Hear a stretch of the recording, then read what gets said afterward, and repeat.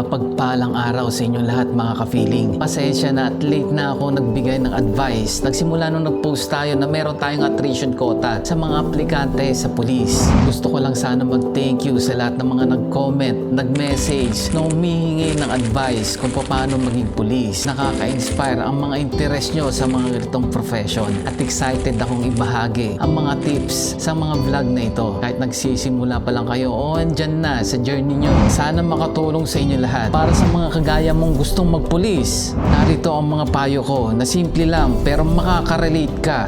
Kung susundan mo lahat ng mga payo ko, sisiguraduhin ko sa iyo na magiging ganap na pulis ka na. Unang-una sa lahat, discipline is the key. Tandaan mo yan. Maging disiplinado. Practice self-discipline sa araw-araw. Ang pagiging pulis ay may mga rules. Kaya dapat sanay ka na sumunod sa mga ito. Kailangan mo ng tibay ng loob at kontrol sa sarili. Laging